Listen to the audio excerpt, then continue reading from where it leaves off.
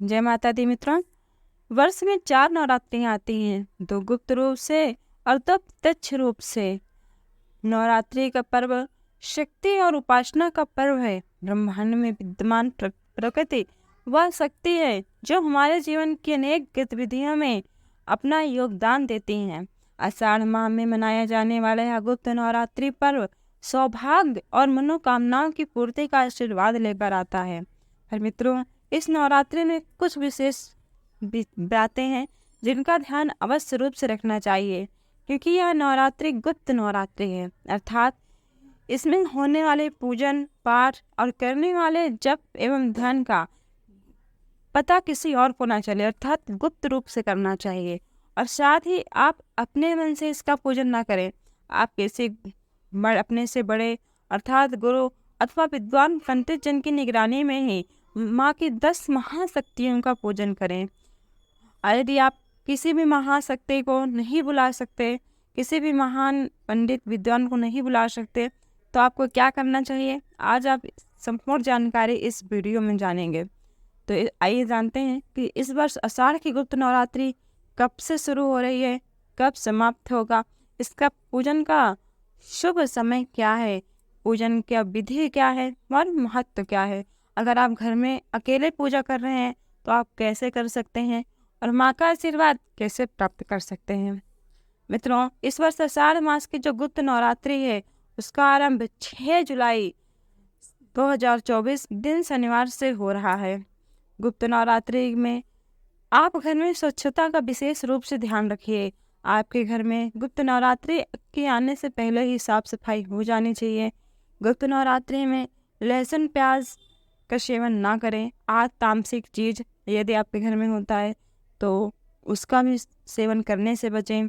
और गुप्त नवरात्रि के दौरान यदि आपसे हो सके तो किसी विद्वान पंडित जन को बुलाकर घट स्थापना करवाइए। घट स्थापना के बाद माँ के नवरात्रि के प्रथम दिन माँ दुर्गा के प्रथम स्वरूप माँ काली का पूजन करें।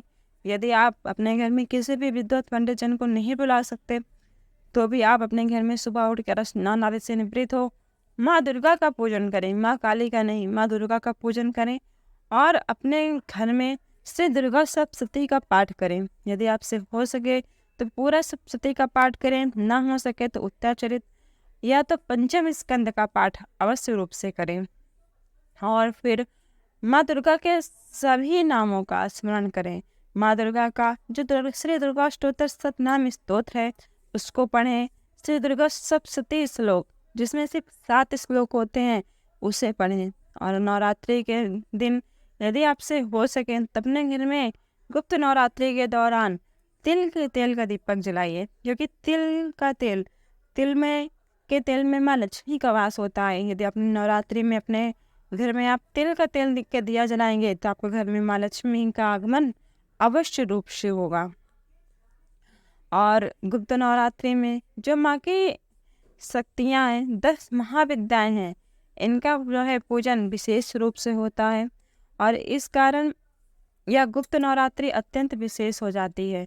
इस बार गुप्त नवरात्रि 6 जुलाई दिन शनिवार से शुरू होगी और जो कि 15 जुलाई सोमवार तक रहेगी। यानी कि इस बार ये गुप्त नवरात्रि 9 दिन नहीं बल्कि 10 दिनों की होगी। ऐसा इसलिए है कि चतुर्थी तिथि इस बार 2 दिन आएगा और 2 दिन की वृद्धि के कारण ही गुप्त नवरात्रि 10 दिन की होगी। गुप्त नवरात्रि एक चरण दर चरण की प्रक्रिया है जिसमें माता के सभी रंग सभी स्वरूप प्रकट होते हैं।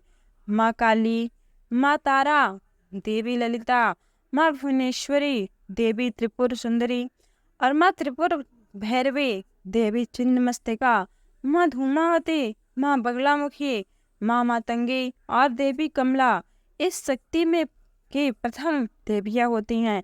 इनका पूजन किया जाता है। इन सभी शक्तियों की पूजा मुख्य रूप से तांत्रिक साधना में किया जाता है। गुप्त नवरात्रि में 10 महाविद्याओं के पूजन को बहुत ही महत्व दिया जाता है। यह शक्ति के 10 रूप हैं और प्रत्येक रूप अपने आप में पूर्ण है। इसमें ब्रह्मांड की कार्य प्रणाली और उसके भीतर छिपे रहस्य शामिल है।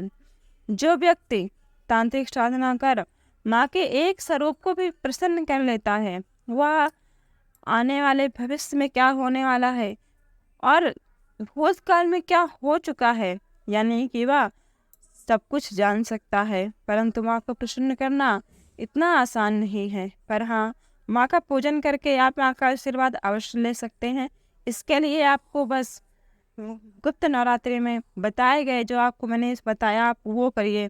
रोज माँ के दुर्गा सप्तश्लोकी का पाठ करिए, दुर्गा स्तोत्र का पाठ करिए और माँ के नामों का स्मरण करते हुए घर में तामसिक चीज़ों से दूर रहिए। तो आपको ये वीडियो कैसा लगा कमेंट करके बताएं और वीडियो को एक लाइक करना ना भूलें। ऐसी जानकारी के लिए हमारे चैनल को सब्सक्राइब कर बेल आइकॉन दबाना ना भूलें। जय श्री कृष्ण।